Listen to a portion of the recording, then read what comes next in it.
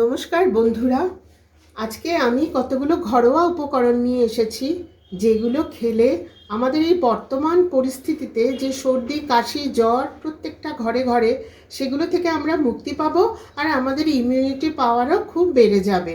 তার মধ্যে আছে গোলমরিচ, তুলসী পাতা, জোয়ান, আদা আর লবঙ্গ। এগুলোকে আমি ভালো করে ধুয়ে শুকনো করে প্লেটের মধ্যে রেখেছি। এবারে আসুন আমরা কিভাবে তৈরি করি। এক বাটি জল বসালাম, গ্যাসটাকে অন করে দিলাম, অপেক্ষা করব টকবক করে ফোটার জন্য। যেই ফুটে উঠবে তখন আমরা উপকরণগুলো একটা একটা করে আস্তে আস্তে ঢেলে দেবো। এবারে ফুটে গেছে, আমি এবারে জোয়ান দিতে থাকলাম। 2 চামচ মতন জোয়ান দিয়ে দিলাম। জোয়ানের পরে একে একে গোলমরিচ, আদা, লবঙ্গ সবগুলোই দিতে থাকবো।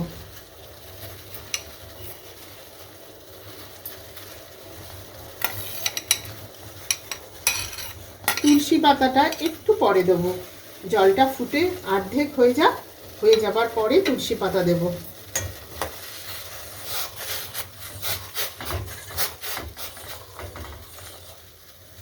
ফুটতে থাকুন, আমরা ওয়েট করব 7-8 মিনিট মতো। জলটাকে ফোটাবো, ফুটে যখন অর্ধেক হয়ে যাবে তখন আবার ফিরে আসছি। ফিরে এলাম, 5 মিনিট হয়ে গেল। এবারে জল অনেকটাই শুকিয়ে এসেছে। এবারে আমি তুলসী পাতা দিয়ে দেব, এই 1-2। তুলসী গাছটা শীতকালে শুকিয়ে যায়, বেশি পাতা তাই তুলিনি। কিন্তু যদি আপনারা মনে করেন আরও তুলসী পাতা দেওয়া যাবে, বাজার থেকে এনে হোক যেভাবে হোক দিলে আরও ভালোই হবে, আরও জিনিসটা উপকারী হয়ে উঠবে। এবার আমরা তুলসী পাতা দিয়েছি, আরও 2-3 মিনিট অপেক্ষা করব। তুলসীর পুরো নির্যাসটা বেরিয়ে গেলে তখন গ্যাস অফ করে দেবো। 2 মিনিট হয়ে গেল, তুলসী পাতার সব নির্যাস বেরিয়ে গেল, পুরো সিরাপটা এখন রেডি হয়ে গেল। এবার আমি গ্যাস অফ করব।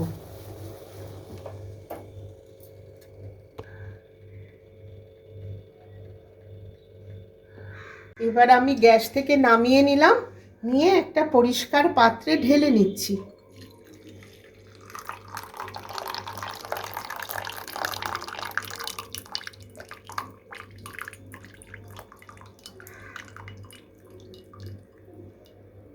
একটু ঠান্ডা হতে দেব, কিন্তু পুরো ঠান্ডা করব না, হালকা হালকা গরম থাকবে যখন, তখন আমি বাড়ির লোকদের পরিবেশন করে দেব। এবারে আমি কাপে ঢেলে নিচ্ছি।